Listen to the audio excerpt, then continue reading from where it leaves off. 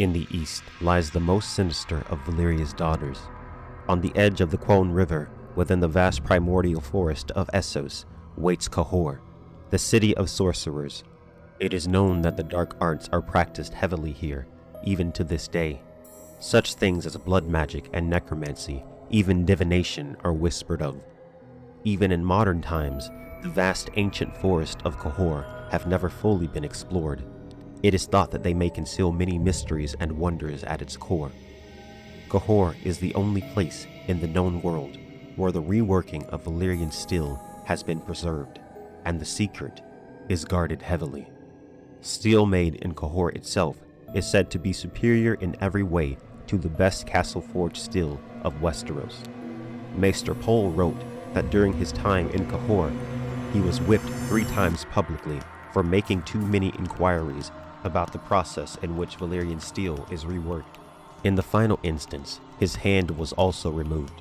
Pole wrote that the true reason for him being exiled was his discovery of the blood sacrifices, including the killing of slaves as young infants in an effort to reproduce steel equal to that of the Valyrian freehold. Cahor is one of the richest and most exotic of the free cities. The wealth of Cahor is hidden within the vast forest. The sprawling towns and the spring cities of the lower Rorn River hunger for wood, as their forests have long since been destroyed. Beyond Cahor lie the fabled lands beyond the bones, and the desolation that was the kingdom of Sonar, and the sheer vastness that is the Dothraki Sea. For this reason, Cahor is known as the gateway to the east. Of the free cities, Cahor is the most like Old Valyria. Though the people of Cahor do not possess dragons, they have the best approximation of Valyrian steel, and they are the best at reworking Valyrian steel. They have preserved at least some of the spells and sorcery left over from the Valyrian Empire, and lastly, they worship at least one strange and terrible deity. The god of Cahor is known as the Black Goat, and he demands daily blood sacrifices. Mostly animals such as horses or cows are used, but it is reported that on holy days, criminals that are condemned go beneath the knives of cowled priests, and it is even said that the high nobles in times of crisis and danger will even offer up their own children to appease their god. In modern times, relations between Cahor and its sister city Norvos have been decent, though the Black Goat is regarded by the people of Norvos as a demon with an especially vile and treacherous nature. If you are familiar with my A Song of Ice and Fire videos, then you know that George R. Martin has often referenced Lovecraft in relation to gods, particularly gods with malevolent nature. This is indeed another reference. In Lovecraftian mythology, Shub-Niggurath is described as a perverse fertility deity, said to appear as a large mass of cloud which extrudes black tentacles and short, writhing goat legs.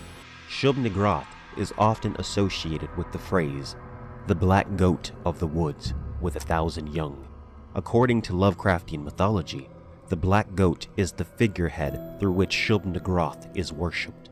Is the Black Goat of Cahor also the representative of some entity without form? The Lovecraftian references found within A Song of Ice and Fire hint at a far more peculiar world than initially expected, where inconceivable monstrosities could potentially lurk within every corner hidden to the inhabitants of the planet.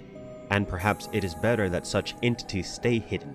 George R. Martin has stated that no gods will ever appear in his series, and to quote H.P. Lovecraft's The Call of Cthulhu, "We live on a placid island of ignorance, in the midst of black seas of infinity, and it was not meant that we should voyage far."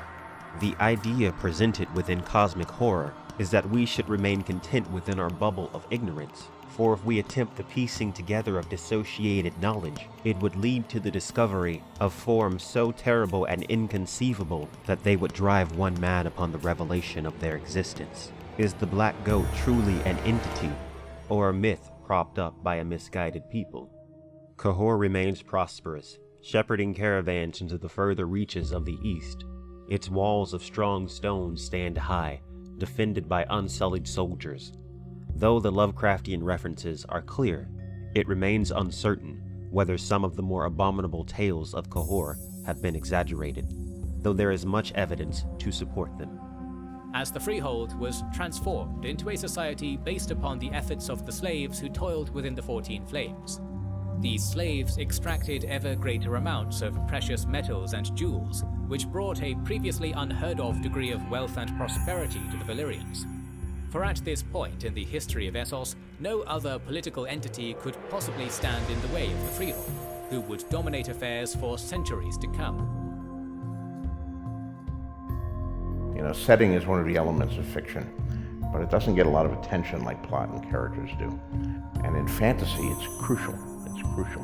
The sense of place, the sense of history, that this world is not just an inch deep, but that this world has deep roots and a long history, and that it's real in some sense. Middle-earth was real to me. The Hyborian Age was real to me. These places did not exist. I knew they didn't exist, but I wanted to go to them, and I wanted to return to them in my books. So when I came to write fantasy myself, I wanted to create a world that was just as vivid and real to my readers as the worlds of Tolkien and Robert E. Howard had been to me. And that's what I strove to do with the Seven Kingdoms. And what I discovered is that there's a lot of readers out there who have a great interest in these matters. They wanted maps. They wanted more maps when I gave them maps.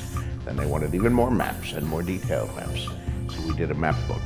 And they wanted history. They wanted to, I mentioned in the books little things about the history and the kings who had gone before, and incidents from the past, 50 years ago or 100 years ago or 300 years ago, the doom of Valeria and Robert's rebellion and Aegon's conquest and the Dance of the Dragons, all these things. And yet still I got letters. I want to know more about the Dance of the Dragons. I want to know more about Aegon's conquest. What happened after Aegon died? What happened when his sons took over?